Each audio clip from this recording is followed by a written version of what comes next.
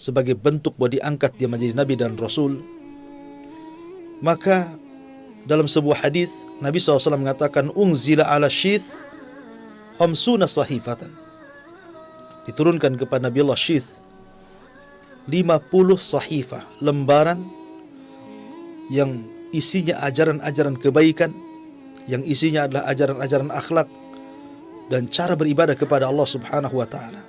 Makanya sebelum Adam alaihi salatu wassalam meninggal dunia, Adam mengajarkan Nabi Allah Syith tentang amalan-amalan kebaikan yang dilakukan di siang hari dan amalan-amalan kebaikan yang dilakukan di malam hari. Sampai akhirnya turun kepada Syith sahifah. Ada yang mengatakan bahwa Allah Subhanahu wa taala menurunkan kitab dari langit kepada para nabi dan rasul itu jumlahnya 104. Yang 4 ma'ruf, ada Taurat, ada Zabur, ada Injil, ada Al-Quran. Tetapi yang 100 ini tidak diketahui namanya, hanya sekedar kalimatnya suhuf. Suhuf itu artinya lembaran-lembaran. Seperti Zabur sendiri sebenarnya lembaran-lembaran. Zabur itu kan tidak tebal, hanya beberapa lembaran saja, yang kemudian menjadi tarannum, menjadi sebuah bait-bait syair yang kemudian selalu dilantunkan oleh Nabiullah Daud alaihi salatu wassalam, sampai suaranya luar biasa. Karena Daud memiliki suara yang sangat indah, sampai suaranya diikuti oleh gunung-gunung dan juga burung-burung.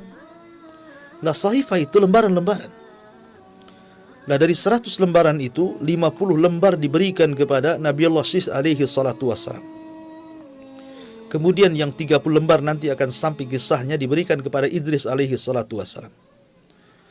Kemudian yang 10 lembar diberikan kepada Nabi Musa alaihi salatu wassalam selain Taurat, dan yang 10 lembarnya diberikan kepada Ibrahim alaihi salatu wassalam, maka lengkaplah 100.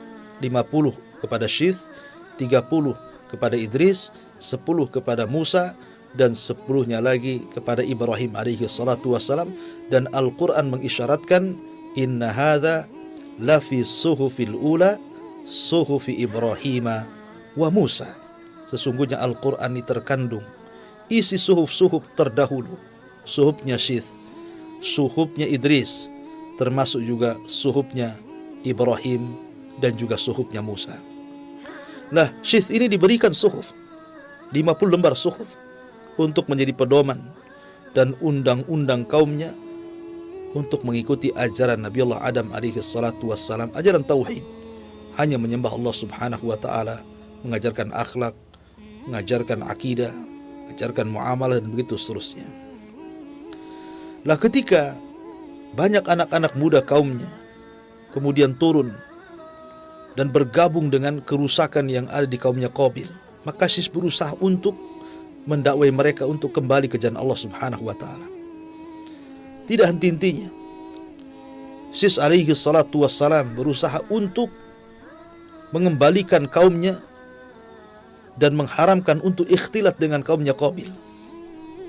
Dan itu dilakukan sampai kepada Syith alaihi salatu wassalam meninggal dunia. Sehingga Al-Imam Ibn Katsir dalam kitabnya Al-Bidayah wa Nihayah, beliau mengatakan, lamma mata Adam, ketika Nabi Allah Adam alaihi salatu wassalam meninggal dunia, maka Adam alaihi salatu wassalam kemudian memerintahkan keturunannya Syith alaihi salatu wassalam untuk menggantikan beliau menjadi nabi. Maka ketika Allah Subhanahu wa taala takdirkan Qabil membunuh saudaranya Habil, maka kemudian sebagai pengganti Habil adalah Syith alaihi salatu wassalam. Tapi setelah kemudian Syith meninggal dunia, maka dimerintahkan salah satu putranya yang bernama Anush untuk menggantikan dirinya, terus mendakwahkan kepada kebaikan. Kemudian setelah Anush meninggal dunia, maka kemudian Anush pun mewasiatkan putranya Qainan untuk melanjutkan perjuangan kakeknya Syith dan Adam untuk menyeru manusia kepada kebaikan. Kemudian setelah Qainan meninggal dunia, Maka Qainan pun kemudian mewasiatkan kepada putranya yang bernama Mahlail, yang konon kata Imam Ibn Katsir, Mahlail ini orang-orang Persia menganggap dia adalah Malikul Aqalim Sab'ah, raja yang menguasai 7 iklim. Dan dia orang yang pertama kali menebang pohon. Bahkan dialah yang kemudian membangun negara yang disebut dengan Babil. Bahkan ada yang mengatakan dialah yang mengumpulkan para tentara untuk melawan dan berperang melawan iblis dan tentaranya,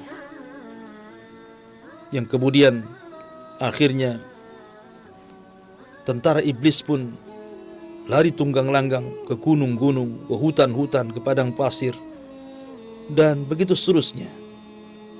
Lah ketika Mahlail kemudian meninggal dunia, maka kemudian dia wasiatkan kepada putranya